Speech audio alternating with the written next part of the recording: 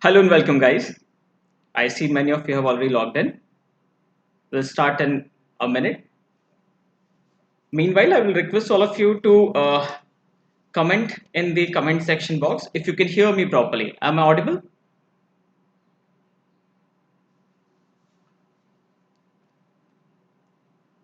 Okay, well then.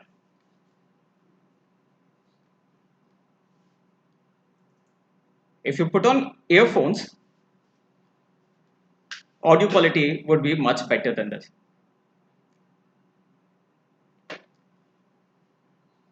So, guys, hello and welcome. I'm Kishan Pratap Singh. In today's webinar, we are going to discuss all the major happenings, the top news which happened in past 1 year. If you're preparing for any competitive examination or are going to appear in any GD or PI session or just want to enhance your general knowledge, this session is going to be very useful for you. To make the best use of this session, I would request all of you to note down certain key pointers from every slide. So I'm giving you a moment to bring up notebook or pen if you want to.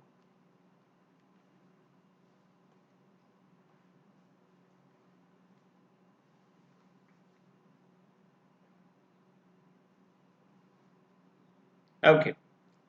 So guys, today we are going to discuss all the major news events of the year 2018. This year was full of exciting happenings. This year can also be called the year of landmark judgments. The Supreme Court played a pivotal role in changing the human right aspect of our current society. If you just look at the news headlines of past 1 year, try to recollect what all things were in the news, you will realize that every other day, Supreme Court, through its landmark judgments, made it to the main headlines. For example, Shabrimala, abolition of decriminalization of homosexuality as well as adultery. This year can also be called Year of Women. This year, we saw two Chief Justices, Justice Deepak Mishra and Justice Gogoi. Justice Deepak Mishra delivered most of the landmark judgments. This year, as I said, can also be called Year of Women. Why? Because this year we saw many developments with respect to women's rights. For example, in Shabrimala case, Supreme Court opened up gates of the Shabrimala shrine for women aged between 10 to 55 years. As well as Supreme Court for the first time ever saw an all-women bench when Justice Bhanumati and Justice Indra Banerjee set to adjudicate matters in courtroom number 12. And we also saw Justice Indu Malhotra getting elevated to the Supreme Court directly from the bar. She's the first lady to achieve that. So if you have recently joined this webinar, we are going to discuss all the top news items of past 1 year. So if you are appearing for GD or PI or any competitive examination, this webinar is going to be useful for you. Moving on to the top news.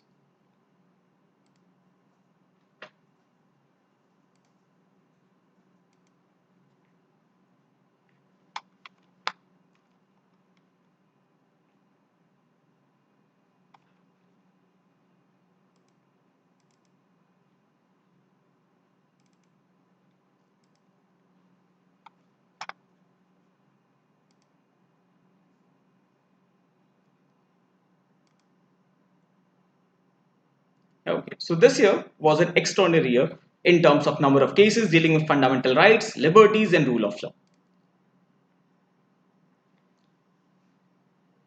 Indian Young Lawyers Association versus State of Kerala. This landmark judgment created a new right for all the women who were in the age group of 10 to 55 years, equal status in terms of matter of faith. Though Article 25 of Indian Constitution guarantees freedom of practicing, professing and propagating one's religion, but freedom of conscience is not superior to the right to equality enshrined under Article 14 of Indian Constitution.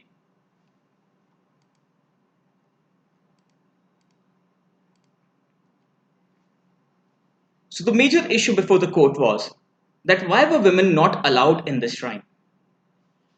They say that the principal deity, Lord Jagannath, sorry, my bad, principal deity, Lord Ayappa, was a disciple, was a celibate, and hence, okay. So the principal deity of the shrine, Lord Ayappa, is a celibate, and hence he didn't want to interact with women of menstruating age. Supreme Court has recently struck down that age-old tradition, though thousands of people came out on streets in protest. And last week, Kerala government has also filed a review petition. But the interesting point to be noted in this review petition is that now the Kerala government as well as the Devasam Vibhag has changed its stand from previously stating that they do not want women to enter, and now they are in favor of women's entry. This major change can be seen through the political prism as a way to appease voters from different segments of society. This judgment was also prominent due to the dissenting opinion written by the only female member of the bench, Justice Indu Malhotra. She was the only one who was against women's entry in the Sabrimala shrine.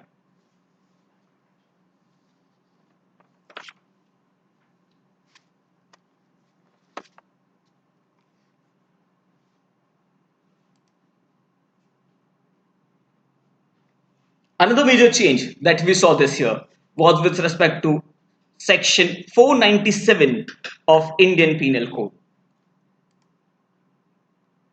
So what is section 497?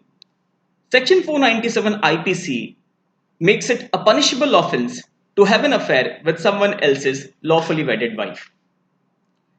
So the provision of adultery has been struck down by the Supreme Court because this provision was biased, misogynic, and redundant in the current scenario. So if you read the text of section 497 from the screen, it states that whoever has sexual intercourse with a person who is and whom he knows or has reason to believe to be the wife of another man. So the first line itself makes it biased in favor of the male gender. That means having a relationship with someone else's wife amounts to adultery, but having a relationship with someone else's husband is not adultery. Moreover, if you read the second line, it says, without the consent or connivance of the men. That means that this offense is being committed not against the wife, but against the husband of that lady.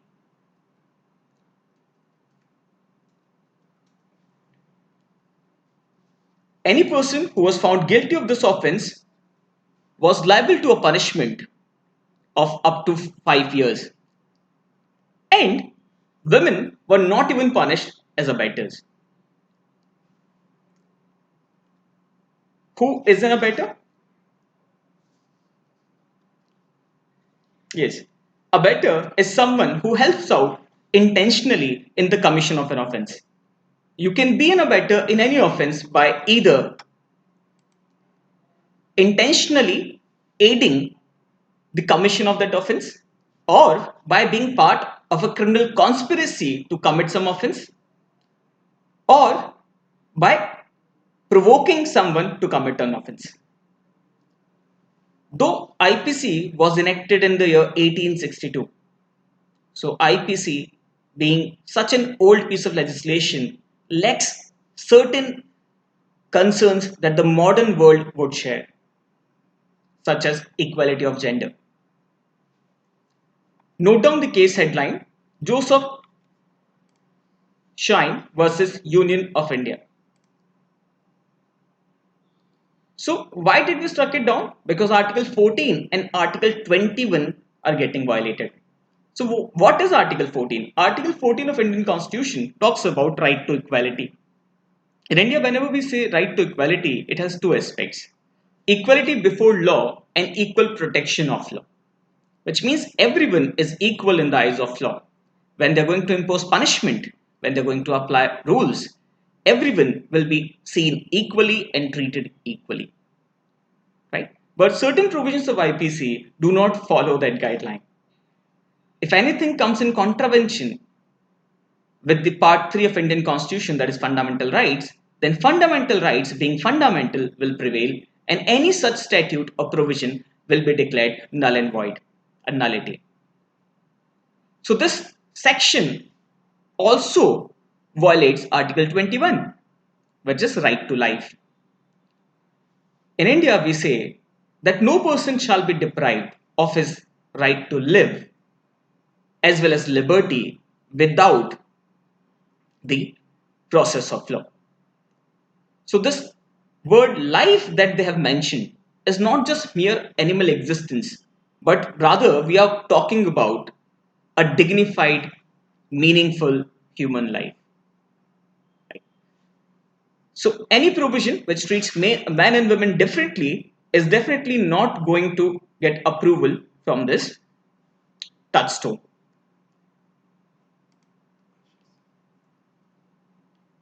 So, we have a question here. Let me see.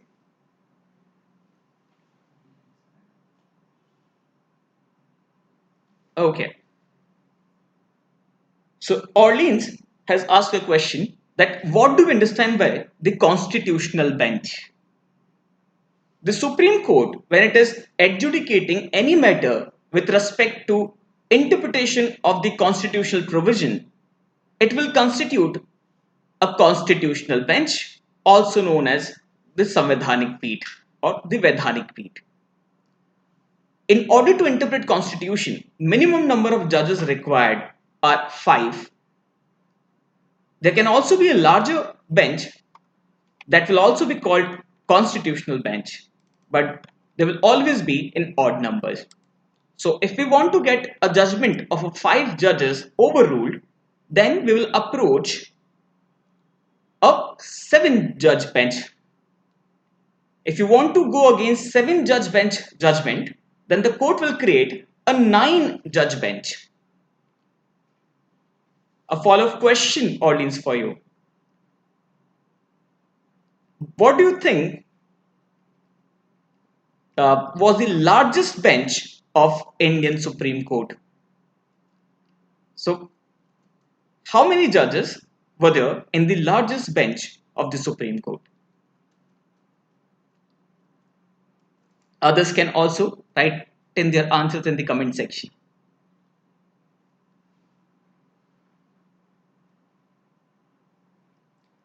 Palak Ahuja has given the correct answer. Correct answer would be Isha, also give the correct answer. So with Nachiket and Yash, Asit. Yes, guys. Highest number of judges that ever sat in any particular case was 13. And the title of that case was Keshwananda Bharati versus State of Kerala. So now, because adultery is no more a criminal offense, people like Jethalal would be really happy. Well, though we have removed adultery from the criminal statute book, but adultery as a ground for divorce is still available to us. That means it is equivalent to cruelty if you're having an affair despite of being married to someone.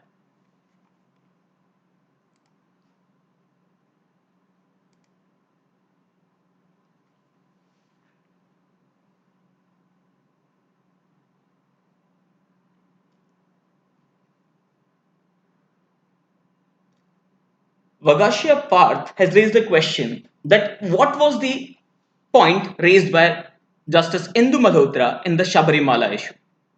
In the Shabarimala case, Indu Malhotra's argument was that matter of faith can't be judged on the parameters of equality per se. Like religion is not a perfect science, and hence it shall not be treated as one. The matter of religion or matter of faith shall be decided based on the belief system of people rather than harshly judging age-old traditions on the benchmarks of modern understanding. Morality generally changes with the change in time and place. So, what might be considered right for a particular set of people might not be considered right for a different population, or even for that same population in different era. So, though Justice Indu Malhotra attracted many supporters with that dissenting opinion, but in any Supreme Court order, the majority's judgment prevails. And hence, the official stand would be that women are allowed even till today. Well, couple of things which you should keep in mind with respect to adultery is that adultery is still a ground for divorce. And if someone commits suicide, then adultery will also be considered the reason for abetment to suicide, and partner might get punishment for abetment. Moving on to next point. Aadhar, Aam Aadmi Ka Adhikar. So this is government's favorite scheme, if I may say so. Government of India has been going gung-ho about Aadhar scheme for quite some time. Last year, when government started imposing Aadhar verification with almost every other scheme, people got frustrated and many people went to court. One such victim was retired Justice K.S. Puthuswamy. Retired Justice Puthuswamy has challenged the validity of Aadhar scheme as it is. So, though it is government's flagship scheme, but government cannot force people to connect their Aadhar number with almost every other thing. As they have been doing this, a five-judge bench judgment headed by Justice Deepak Mishra and Justice Khanwalkar, Justice Chandrachud, Justice Ashok Bhushan, and Justice Sikri, while pronouncing the verdict on the batch of pleas challenging constitutional validity of Aadhar scheme and its enabling 2016 law, they declared that this flagship scheme is constitutionally valid. Government believes, rather court agrees that Aadhar is constitutionally fair and gives dignity to the marginalized section of our society. That means government will be allowed to use Aadhar for various other programs and schemes. But that does not mean that they can make it mandatory for every damn thing. So if you want to know what all schemes or places will have mandatory Aadhar requirement, look at this list. If you want to get a PAN card, Aadhar number will be required. You need to link your PAN card with your Aadhar number. It is also required for filing IT returns, as well as for availing various subsidies under government schemes. Why was it necessary? Is that when government made it mandatory, they discovered that there was 70,000 plus fake teachers on records in UP state itself. Just in one province, they discovered thousands and thousands of fake teachers. That means these teachers existed only on papers. And someone was availing and getting all the benefits as well as salaries of these fake, non existing faculties. Similarly, many fake BPL card holders were busted. And hence, if you remember, even Rahul Gandhi was touted for having two different PAN numbers. It is also required for billing subsidies, But government cannot make it mandatory for non-essential things like for getting a mobile number or for registering private companies or just for creating accounts.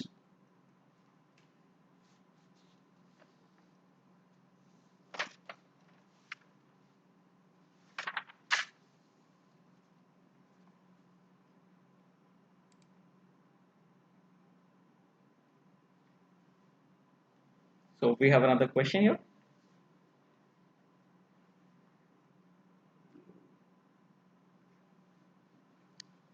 Moving on, homosexuality.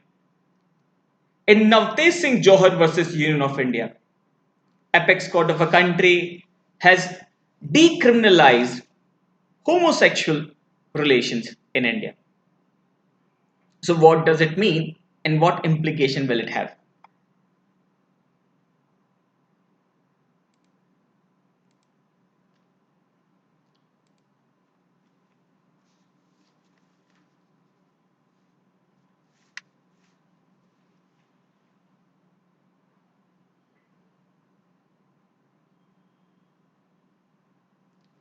Pragya Shah says that the mobile company is not providing new SIM without uh, you submitting your Aadhar number. Well, all these rights and rules are applicable on all the government agencies. As far as private parties are concerned, they can have their personal requirement. For example, you can make it mandatory for people to carry a Aadhar card when they are visiting your place or your house.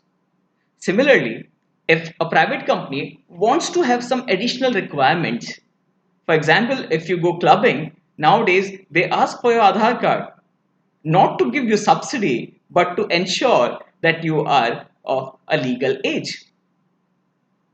I hope that answered your query. We have another one. So Bhavya says that how does it exploit the right of privacy? Bhavya, there are two basic concerns with respect to Aadhar scheme that people have. First is data security, and second is they do not want to submit their personal detail for availing every other government scheme. As far as first concern is there, that is privacy or data security, UIDAI has ensured people that the data which they collect is 100% secure. That means it is not possible for anyone to steal your personal information from the official government vault, or they call it the black room. Then how do so many people how do we keep hearing in news every now and then that Aadhar data got leaked? So the Aadhar data is not getting leaked from the Aadhar website or the Aadhar's official database. So what is actually happening is that when we submit our Aadhar number for availing various other services, like when you give it to your bank account, or when you give it to Reliance Jio for getting a new SIM, people are stealing your personal information from these second party and third party portals and not from the official Aadhar database. And therefore, because right to privacy has been written in the right to life under Article 21, now we say that breaching someone's privacy without permission is also going against the fundamental rights. Second concern was that they did not want to share Aadhar data for every other thing. Supreme Court has taken care of that concern, and now you will not have to submit your Aadhar number for availing basic things. But still, if your mobile phone service provider is emphasizing on it, easiest solution would be to switch your mobile data provider. Moving on.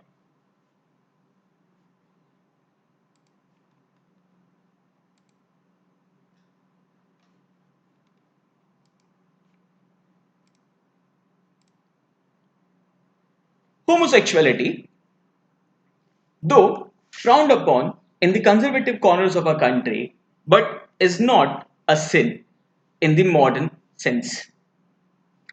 or the modern consciousness of people. So, why is homosexuality such a big taboo?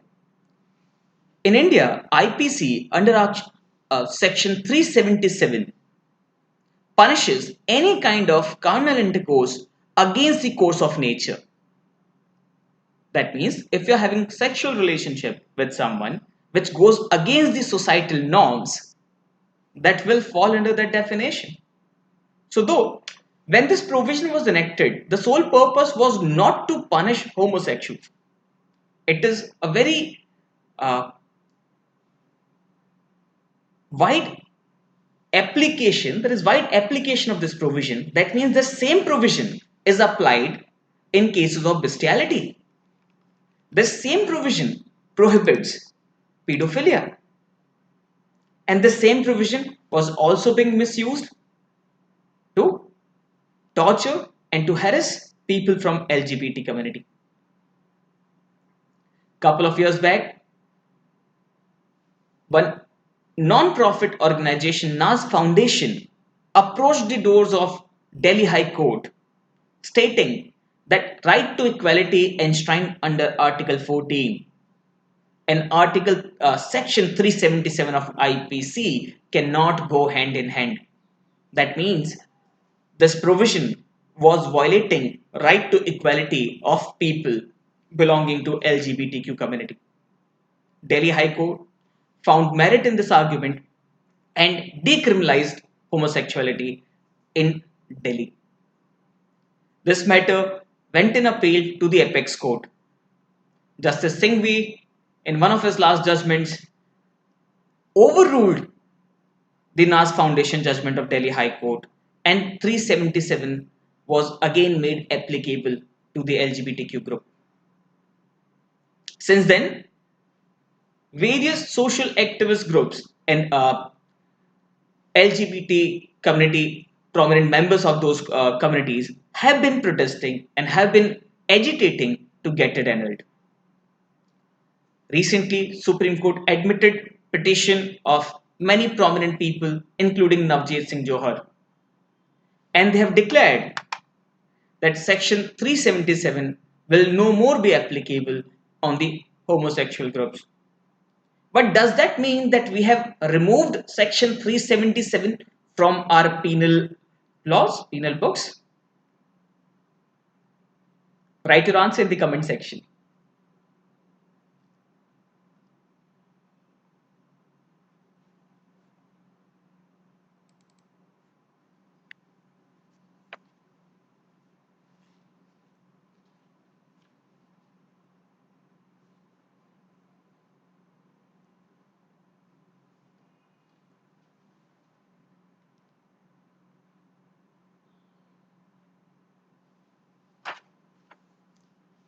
So we got a unanimous answer this time. Correct answer would be no, we haven't. That means Section 377 is still there. Section 377 is still there in our penal statute book and it's still applicable. All that we have done is that we have reinterpreted that provision and ensured that people belonging to homosexual section of our community are not unnecessarily harassed for their sexual orientation. That means it's a very positive step taken by the apex court of a country. Moving on. Another major achievement of our Supreme Court is that they have reconfirmed the concept of euthanasia partially in India. Euthanasia or mercy killing is the process of ending a patient's life with or without doctor's assistance. Euthanasia is legal in many countries, for example, Belgium, Japan, right? But in India, we never recognize euthanasia in its totality. So what we have done is that we have recognized only a type of euthanasia. That means under certain conditions, we are allowed to end the life of the patient. This issue was first raised in the Aruna Shawbog judgment, in which a Mumbai-based nurse was brutally raped and got paralysis due to the traumatic experience, and she lived in that vegetative state for many years. When someone filed a writ petition in the court demanding euthanasia, the prominent question posed before the apex court was that is right to die involved in right to live? To put things in perspective, we say that we have freedom of speech, you have right to say whatever you want to say, and it includes freedom not to say a word. You also have right to remain silent. You have freedom of movement, you can go wherever you want to go, and that includes freedom not to move or freedom not to go anywhere. So on those similar lines, will right to live also include my decision not to live anymore? So the interpretation of the court was that no, right to die is not included in right to live and is not a fundamental right. Then how are we going to use euthanasia? So what we have allowed is called passive euthanasia. What is passive euthanasia? Government says that people have right to live with dignity, and that includes smoothing the process of dying in case of a terminally ill patient. Not just that, government has also recognized the concept of will to live or living will.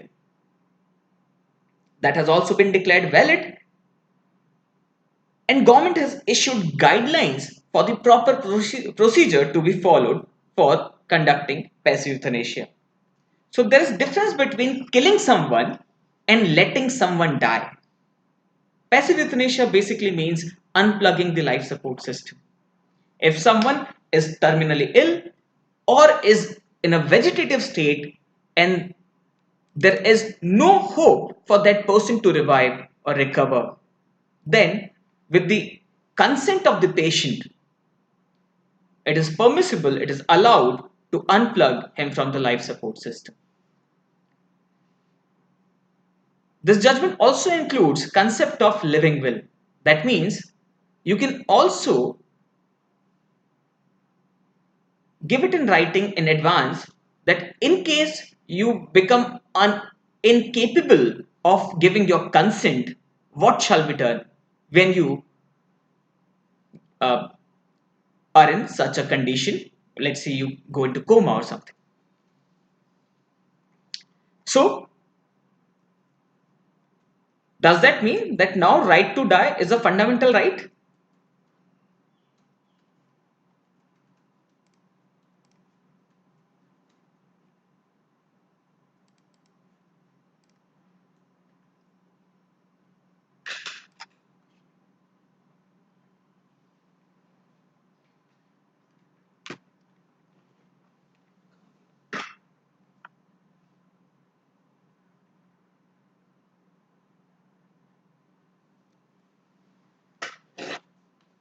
Parth says that isn't it against the fundamental principle of humanity, hope? Well, Parth, I would partly agree. I will rather second you on your argument. But the fact of the matter is that if there is hope of recovery, then as per court's direction, it is not permissible to kill a person. So passive euthanasia is possible only if these conditions are being fulfilled. First of all, the person is suffering from some terminal illness. Second condition is that there is no hope of recovery. And third is that either the patient has given consent to perform passive euthanasia or is not in a position to give consent and the legal heirs and relatives have given consent on his behalf. So the concept of living will has been recognized.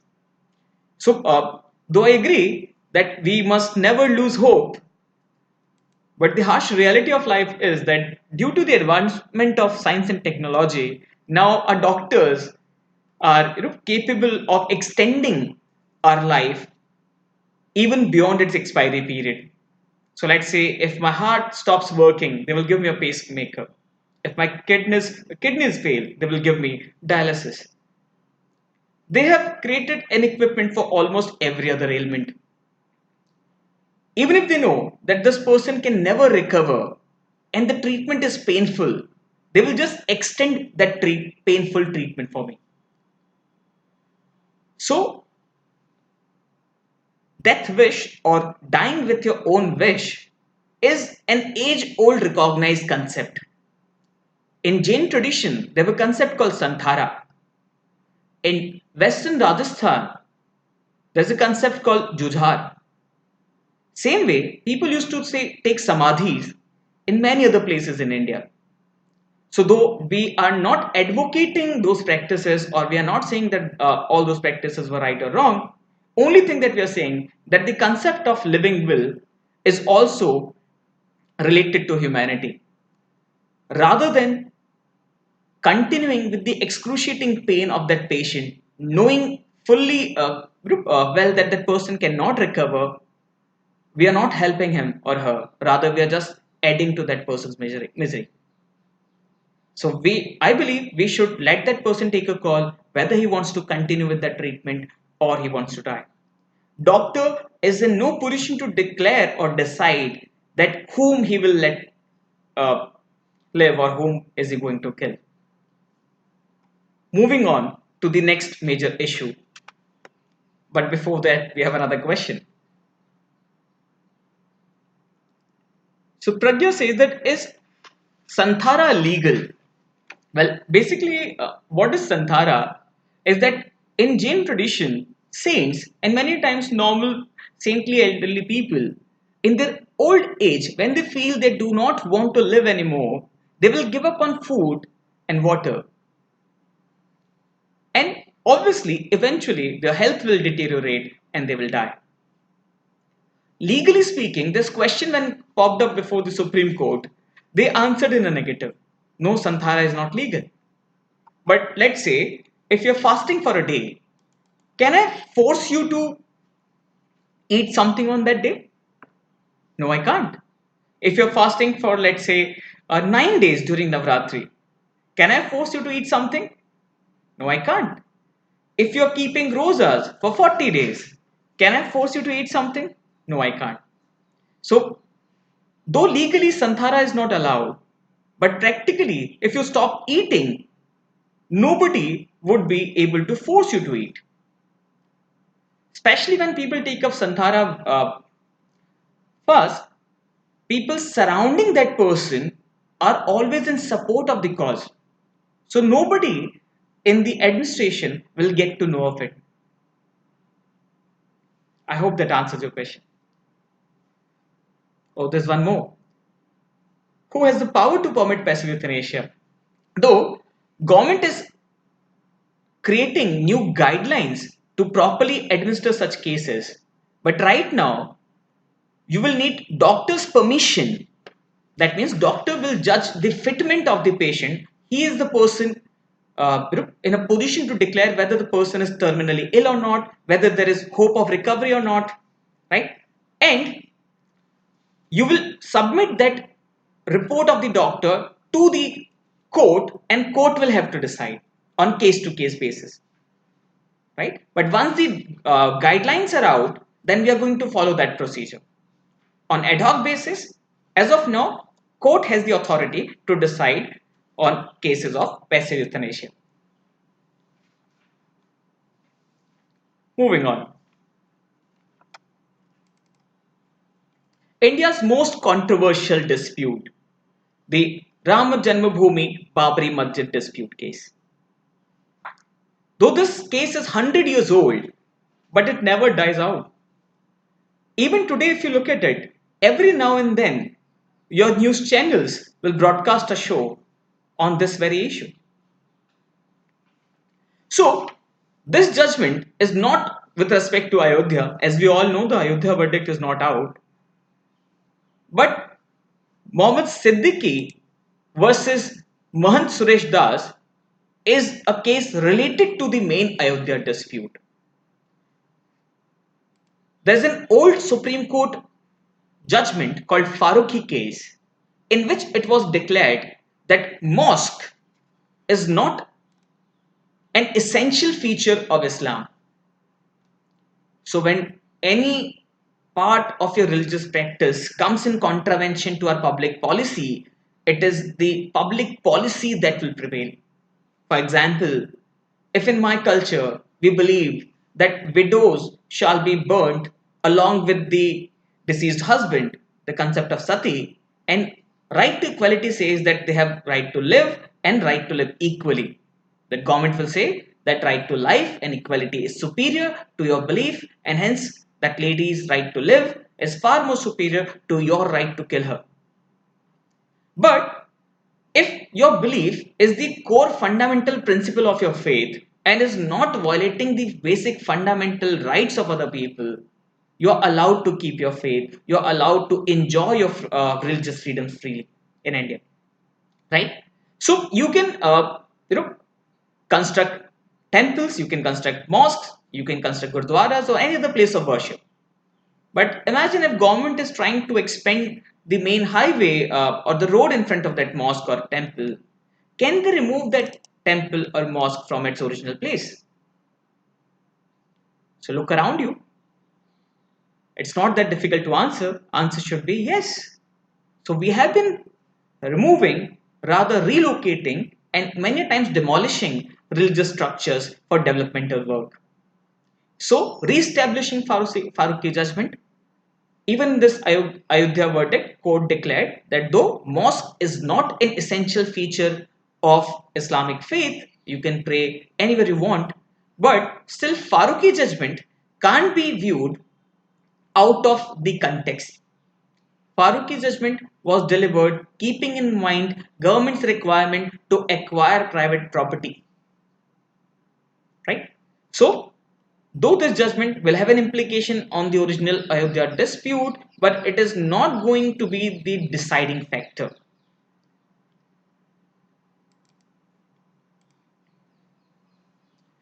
Okay, guys, tell me, the town Ayodhya is in which district?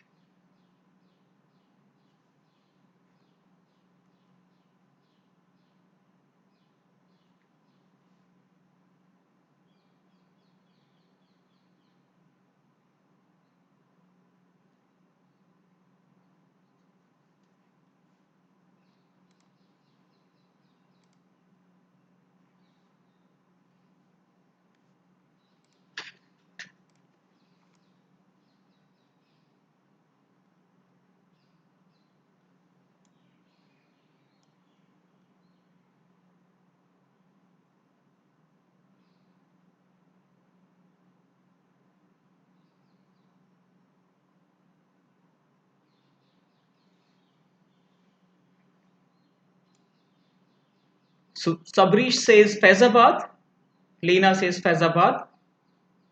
Well, that's incorrect. Nowadays, we have a chief minister who is fond of changing names.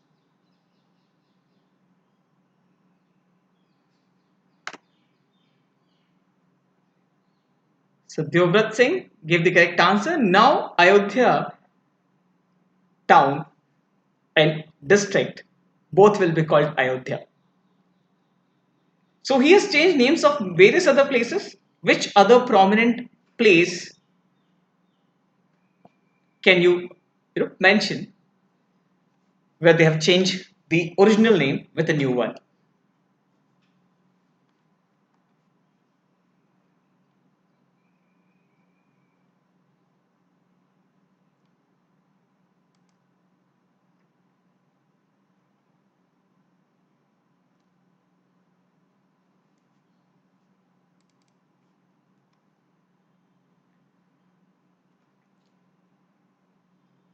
Well, guys, our Supreme Court loves to take up new challenges every now and then.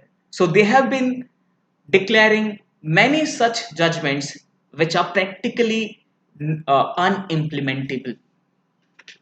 So you have seen how much struggle government of Kerala is facing in order to implement Supreme Court's verdict in Shabarimala. Similarly, in Arjun Gopal versus Union of India, the question before the court was that shall we ban use of firecrackers? So complete ban on firecrackers. Is it possible in India? So every time Diwali is around the corner, this question resurfaces.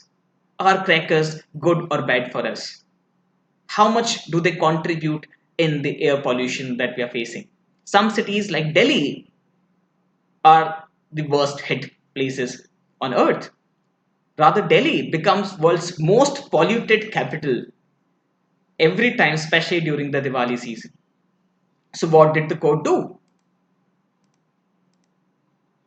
So can we ban firecrackers completely? Court's verdict was that no, we can't. So what they did is that they have partially banned use of firecrackers, especially the online sale. That means now you can't purchase, now you can't buy firecrackers online. There is no home delivery available. Moreover, even they have tried to fix the time for bursting firecrackers during Diwali. This was the unimplementable part. So, as per Supreme Court's guideline, you could have used firecrackers till 10 p.m. And after 10 p.m., that act of yours would become unlawful, illegal. So, what do you think would happen after 10 p.m.? Are they going to send a policeman after every kid? That's practically not possible. And hence, this year, Delhi recorded highest level of pollution in its history. So, generally, it is children's psychology that they will try to do that thing more that you try to prohibit. So, even you guys must have committed various mischiefs in your school or college life. If they say you're not allowed to do it, there's another level of excitement, adventure in doing that very same thing.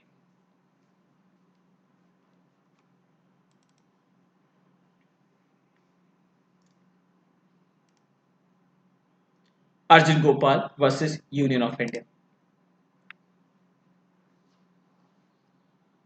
Moving on to the most controversial issue in India, something which is very close to students' heart. This is the reservation policy of a country. So in India, we believe that development and upliftment are two equally important aspects of any government's policy. So while deciding policies or creating new schemes, these two parameters, rather these two aims must be targeted, or government must try to fulfill these two requirements. So how do they do it? During Indra Sani judgment, Supreme Court gave the guideline of 50% ceiling limit. We say that if government wants to allot seat for upliftment quota, that means when we want to give benefit to those people who come from marginalized sections of Indian society, we can do that. But the upper limit for providing reservation is only 50%. Whereas remaining 50% seats will be kept open for all deserving candidates.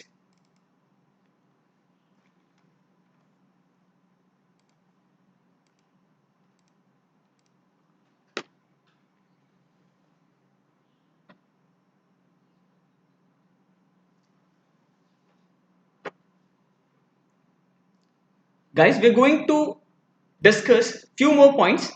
So this session is going to continue for another 10 to 15 minutes. Okay, guys, so moving on quickly, reservation and promotion. In India, while giving admission in college, we provide reservation. After completing graduation, when you will apply for government services and fight or compete in competitive exam, again there will be a reservation barrier coming in your way. And now at the third stage, when people are getting promoted, shall they be considered for reservation? Well, there are pros and cons, there are arguments against and for this very notion. People coming from backward segment of Indian society believe that there is a huge backlog. That means for past 70 years, they have not been given enough reservation because during initial years of our independence, there were not enough qualified candidates available to fill up those seats coming from the backward group. And hence, all these seats were being filled by people of general category. And hence, now they want retribution, they want it to be just and fair, and hence they are demanding reservation even in promotions. The Supreme Court has agreed in principle, and it believes that promotion during promotion, because many times you will have to compete in an exam, and hence reservation is possible. But for reservation and promotion, concept of creamy layer will apply even on people coming from scheduled caste and scheduled tribe category. So what is creamy layer? In India, we say that if you belong to OBC, other backward classes, that means you have double layer backwardness. You are economically as well as educationally backward. So if you get educated, if you get money, if you get job, you will no more be entitled to claim reservation benefit.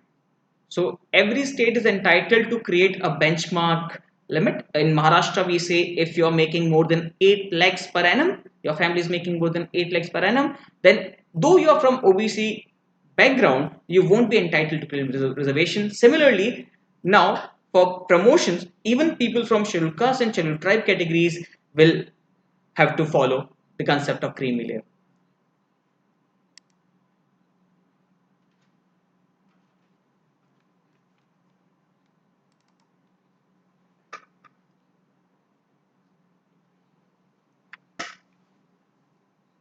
So there's a question that didn't Maharashtra already have an economically backward class in Marathas?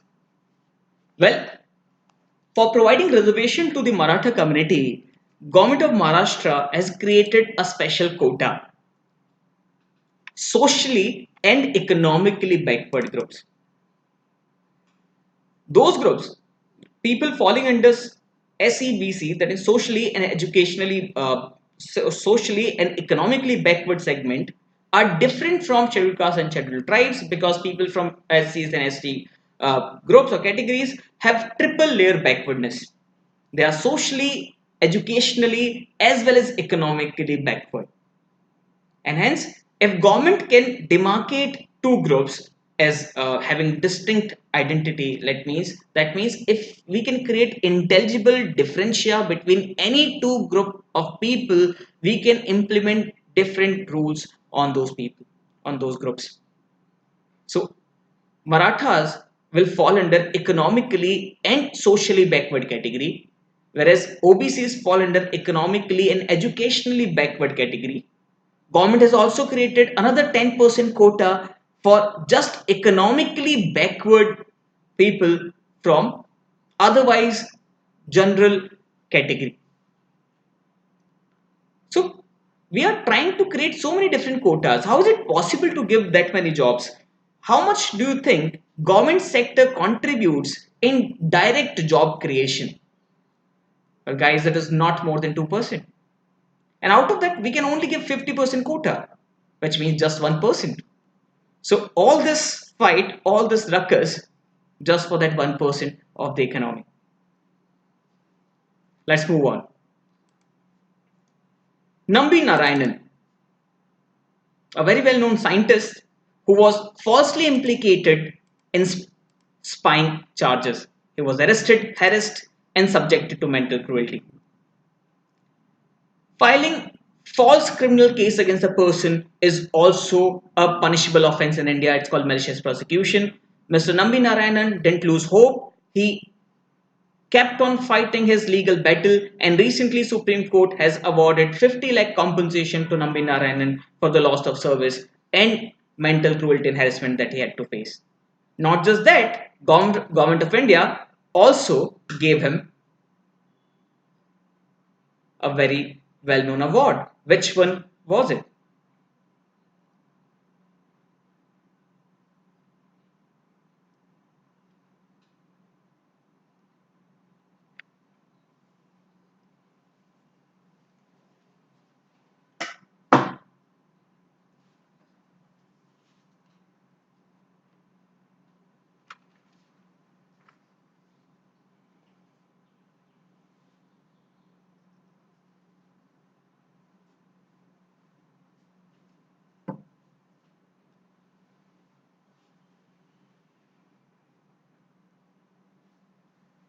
Tushar says Padma Shri. Kashvi says Padma Shri. Shabri says Padma Bhushan.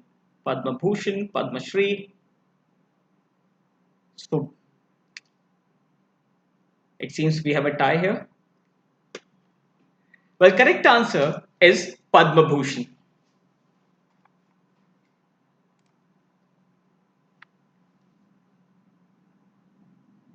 Follow up question. Who all have been given Bharat Ratna this year?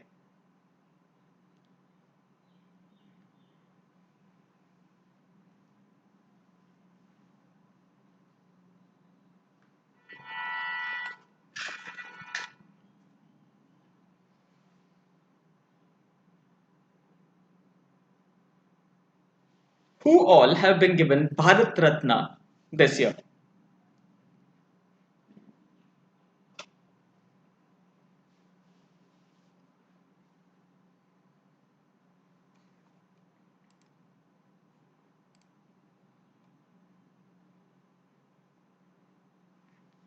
Part says former president and other two. That's a very vague answer, part.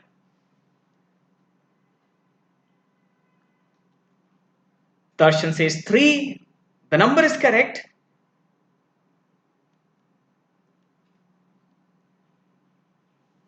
Nanaji Deshmukh, Pranab Mukherjee, Bhupen Hazarika.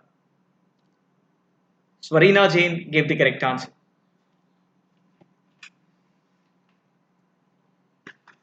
Okay. Last 2 points before we come to the end of the slide. LG versus Delhi government. So government of Delhi has been alleging that central government is not allowing them to function properly. So can central government do that? Answer to that question would be yes. Why? Is it possible for central government to create obstacle in Delhi government's development agenda, but they can't do it for other states ruled by the opposition parties?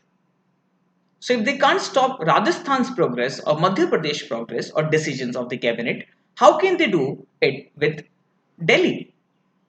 Well, answer to that question is that Delhi is not a state. It's just a union territory. So because Delhi is not a state, many powers and functions for Delhi are being exercised by the central government through LG. So though Delhi has its own assembly, it is still a union territory. So every cabinet decision generally goes to the LG's office, and with LG's assent they implement it. It has been happening for past many years, but this time around we are viewing that LG is not looking at any decision of the Delhi government favorably. This led to a political dispute, rather a rug fight. People went to court, and now court has given a solution in which they say that Delhi government will not have to go to LG's office for every nitty-gritty thing, and government will have the final say. But they have kept a rider. That means they have imposed a condition that Delhi cabinet will still have to get approval of LG for major issues. That means practically LG is still in a position to stall all the decisions, major decisions of the Delhi government. GST, though it was important last year, but this year also we need to note down quick pointers. Some people challenge the validity of Goods and Service Tax Act of 2017 and also Goods and Service Tax Compensation to States Act 2017. Both these acts have been declared valid. Validity has been upheld. That means government's decision to replace VAT and service tax with GST has been given Supreme Court's approval. A good news for you guys, if this thing comes into practice, you won't be requiring such webinars anymore. Supreme Court has recently declared in a writ filed by a law student, Swapnil Tripathi, that all the major judgments, proceedings of the Supreme Court will be live streamed on various portals. So they are still trying to formalize it, they are still trying to implement it, but on papers, the decision has been final, and now all the major judgments, just like they do in Western countries like USA and UK, common citizens will be allowed to live stream all the judgments proceedings. Now, what happens is that in India, we believe that all courts are open courts. That means anybody is entitled to attend any legal proceeding. But we have just one apex court in India, and that too is operating only out of Delhi. That means not everybody can go to Delhi to witness court proceeding. To make it more feasible for people to do it, we are going to live stream all our major landmark judgments. So, CGI Deepak Mishra famously quoted that sunlight is the best disinfectant. That means transparency is the best parameter to ensure that people abide by rules and good sense prevails.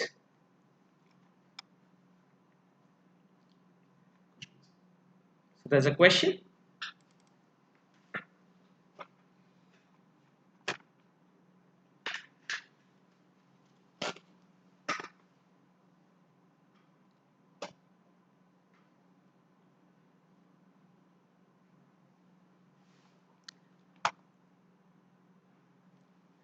Okay, Bhavya has a question here that explain the gray area of decriminalization in adultery because army officers protested against it to make it equigender to the Supreme Court. Well, guys, this judgment is not applicable on people from defense forces. Why? Because if you read Part 3 of Indian Constitution, in Article 33, 34, 35, it clearly states that for defense forces, we have separate set of rules and regulation. So our fundamental rights are not applicable on defense personnel in similar way as they are being applied on civilians. So adultery is still an offense for people belonging to armed forces. In in court martial law, it is called stealing brother officer's affection. So stealing brother officer's affection is still a punishable offense, and you might be court-martialed for it. So another question.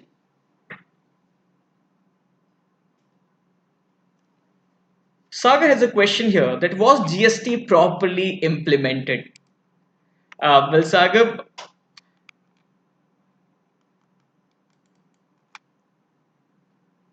whatever I say will be at max my personal opinion with respect to implementation of GST and not the actual answer.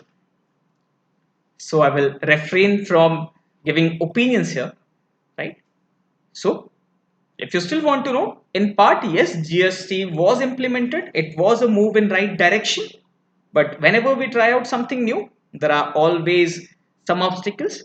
So this being your first webinar, we are facing some obstacles. But we promise that in all subsequent webinars, you're going to get a much better experience and delivery. One more question. Why and in which kind of cases the bench is appointed? In our judicial hierarchy, apex court of a country, Supreme Court, is at the helm. But because there is no other court superior to the Supreme Court, that means if you want to go appeal against Supreme Court judgment, there is no other remedy or place available to you. Therefore, within Supreme Court, we have concept of different benches.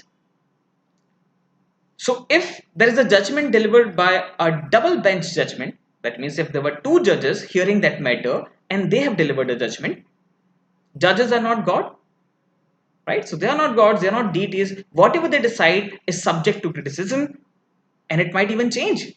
Look at section 377. Couple of years back, the very same Supreme Court declared that section 377 is valid. And this year they're saying, no, it is not. So does that mean that they keep changing their views? Well, to be honest, Supreme Court is just an institution and not a person. Society's understanding keeps changing with the change in time and place. So what is immoral for people living in rural area might not be immoral for people living in urban areas. What was immoral or obscene 50 years back is not immoral or obscene in today's modern world.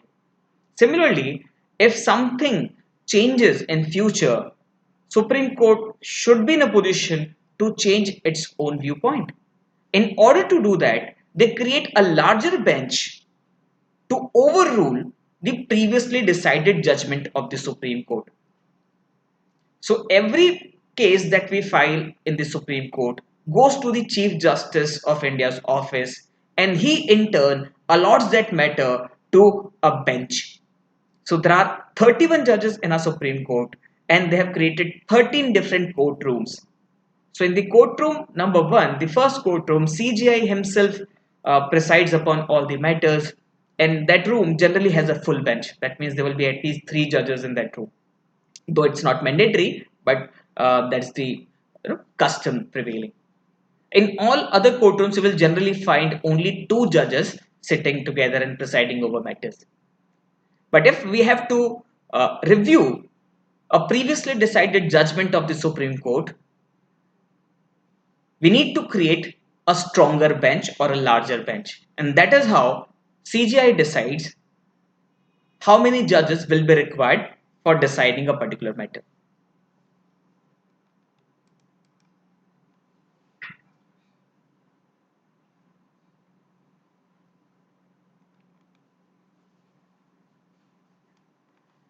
Okay, moving on. In the end, we'll give you some time for question answer session. And I think we have already passed our time limit for this webinar. I just quickly want to communicate few more points here. You know about live streaming, and this is an interesting, entertaining news. UP ministers' salaries, allowances, and miscellaneous provisions Act 1981 and allotment of houses under control of Estate Department Bill 2016 was challenged by an NGO called Lok Pehri. As per the provisions of these statutes, government was empowered to allot bungalows to various dignitaries and personalities. So, especially all the ex-CMs of Uttar Pradesh were entitled to have lifetime possession of the bungalow which they were allotted. And hence, because UP keeps changing its government, it has seen many chief ministers, many prime location government bungalows were occupied by people who were no more public officials. So there was a government bungalow in UP allotted to Rajnath Singh, Kalyan Singh, Mayawati, Mulayam Singh Yadav, Akhilesh Yadav, and even Yogi Adityanath. And after the passing of this judgment, all except Yogi Adityanath had to vacate their bungalow. Why do you think Yogi was spared?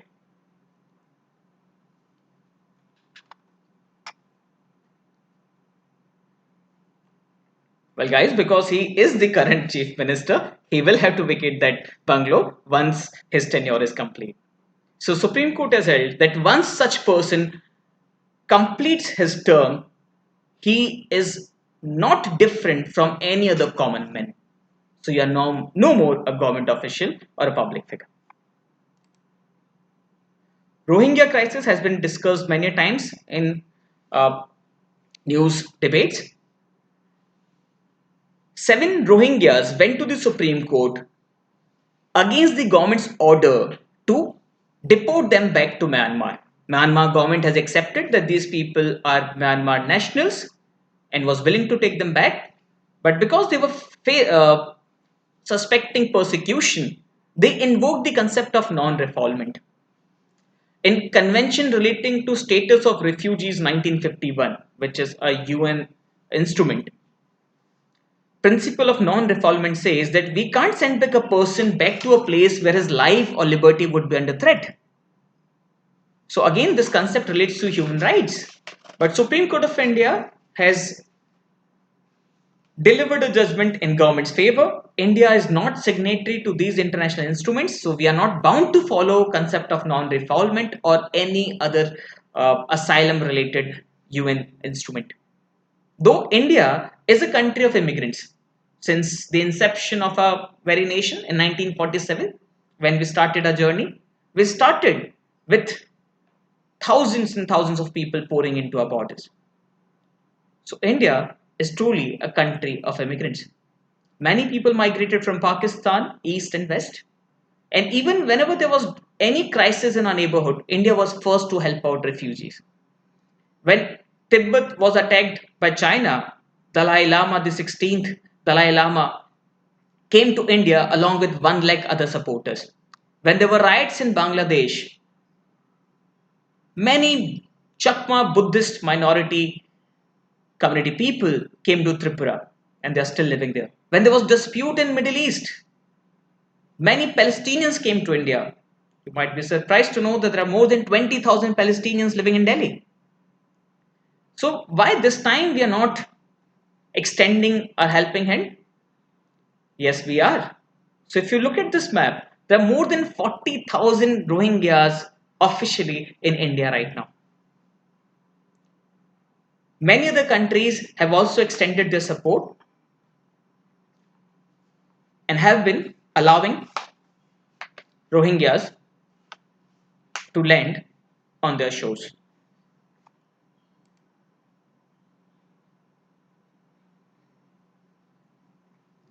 Kaveri dispute was back in news and Supreme Court has approved the draft Kaveri management scheme. That means a permanent body called Kaveri management body will be created with its head office in New Delhi. Major issue with the previous arrangement was that they were giving same amount of water for all seasons. But as we all know, water flow changes with the change in season and climate. And hence now this new mechanism will keep on measuring water level every other month and the quantum of water being allotted to Tamil Nadu will also change.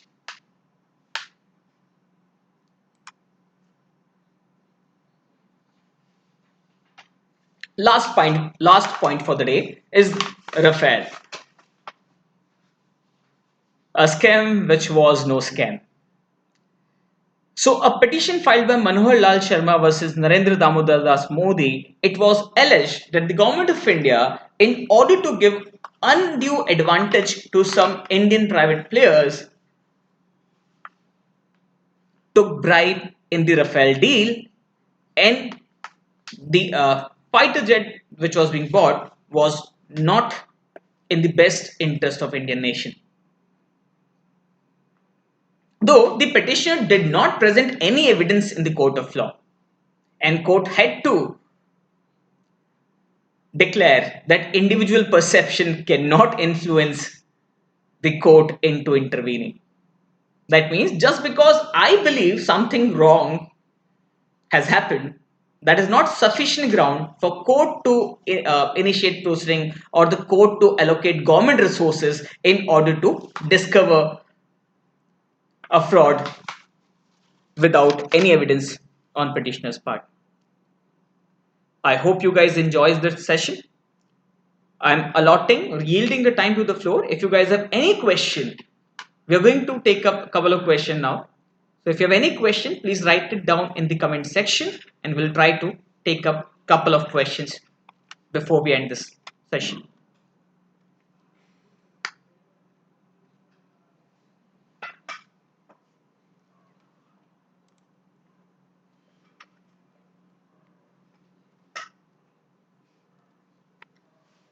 Ashit says that what are the major issues on which LG's approval would be required? Well, the main bone of contention is transfer of government officials. So if a government officer is not functioning properly and Delhi government feels that they need to transfer that person, they can't do it without the LG's permission. So they will require LG's assent for transferring a person. Senior officials in any administration are generally central government employees. For example, all the IAS and IFS officers are considered central government employees, and they join state services on deputation basis. So if central government wants, they can transfer a person from one state to another without state government's permission. And because Delhi is a union territory, Delhi government will have to get approval from the LG's office. That is the main point of contention between CM Kejriwal and the central government.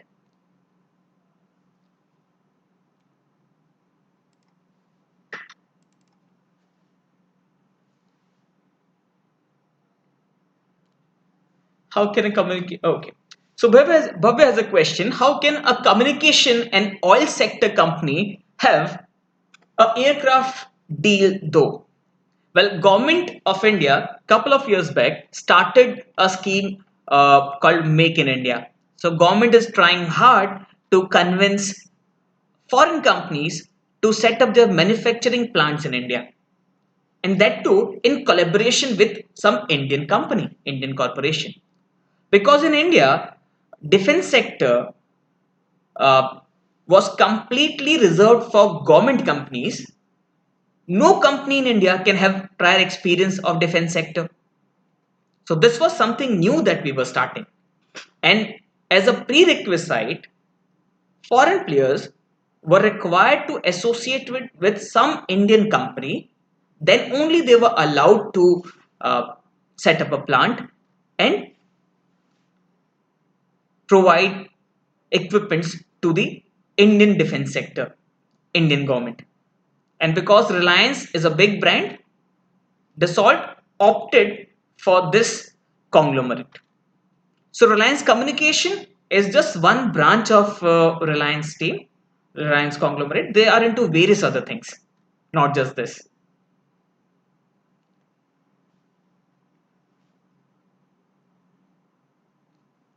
So Mahinder needs to know more about the Gujar agitation in brief. Gujar agitation relates to the reservation fiasco that our governments have been creating every other year. In 1990s, Jat community started a stir in Rajasthan and NCR region demanding OBC status for their community. Then Prime Minister Atal Bihari Vajpayee promised the community that they will be given OBC status. Till then, you will see that Gujar community had no objection, or rather no grievance from the OBC quota which they were getting. But once uh, the Jat community was transferred to the OBC segment, Gujar started fearing that they will not be in a position to get government jobs anymore. So now they are demanding to be shifted to the tribal category. And the groups, the communities which are already in the tribal segment, like the Minas and Gracias, they are objecting, or rather protesting against this demand of Gujars. So it is not just Gujars, there are various other semi-tribal groups in Western India, like Gadia Lohars, people whom you see on the footpaths in all major cities of India, especially the Western India, and Rabari community as well as the Gujars. They are semi-nomadic communities. They are demanding tribal status. Though a committee set up by Rajasthan government gave their report and declared that Gujars are not qualified, or in other words, they will not fall under the tribal category. But still, due to political pressure, government of Rajasthan, then Chief Minister was Vasundhara Raje. She had to give recommendation in Gujar community's favor. Government enacted a law giving 1% reservation to Gujar community. That law was challenged in the Supreme Court and court struck it down. In recently conducted provincial election in Rajasthan, Sachin Pilot, who is the deputy CM right now, he comes from the Gujar community. He made tall promise during poll campaign that I am going to get reservation for the Gujar community. And now because he is in power and Lok Sabha elections are approaching, Gujar community feels that this is the right time to pressurize government, into submission, and therefore you see people agitating at this point of time.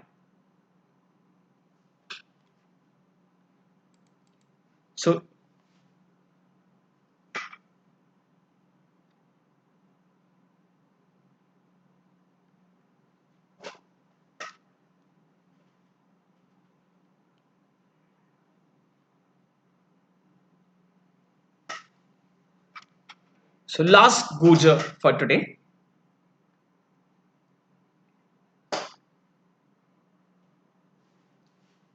Okay, again these two issues popped up. Gujar reservation, and Tushar says the agitation got over. Great. So it is just a promise. Government can promise something and only they can deliver it only on ad hoc basis. It is not in state government's you know, purview or limits to give reservation or to decide quota for a particular community. You will need central government's approval and support for giving tribal status to the Gujar community. What the state government can and is doing is that they are creating a separate sub quota for Gujar community on ad hoc basis, which will be eventually challenged and will be eventually struck down because it is not falling under the predefined parameters of Indian constitution. So just because a group is larger number and is demanding something doesn't mean that they will get it. Okay, so gender equality and adultery. Again, question popped up with respect to defense forces. People from defense forces, as one viewer points out, after retirement, will they be considered civilian? The answer is yes. They are civilians after retirement. So, will they be subjected to same law as others? Again, answer would be yes. So then why do we have special provision for armed forces? The answer is obvious because defense personnel are serving in a very different kind of environment. Laws should be gender neutral. But government now believes, rather our justice system now believes that we can't punish people for immoral behavior. Something which you don't consider right can't be a punishable offense every time. I don't think people should eat non-vegetarian food on Tuesdays. Can people get punished for that? Answer would be no. Just because a large number of people believe it to be so doesn't mean that it is correct. Now, court states that adultery or having an extramarital affair is an immoral thing. Though it's an immoral thing, it is not an illegal thing. So, having an affair is not a crime, though it is immoral and hence a ground for divorce. If your partner wants to divorce you, he or she may use adultery as a ground against you. So it is a fault ground. That means only the faithful partner will get an option to seek divorce on this ground, not the unfaithful partner.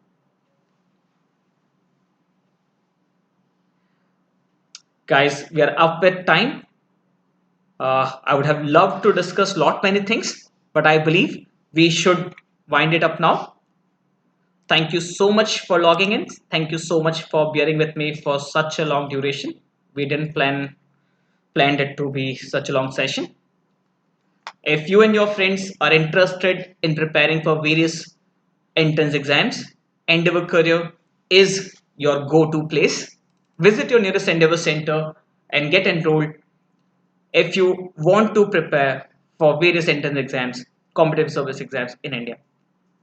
Uh, if you are from a city where we do not have a branch, guys, you can log on to our website endeavorcareers.com and check out various amazing online courses that we have on offering for students who can prepare from a remote location, availing all the best benefits and features of Endeavor Careers Group.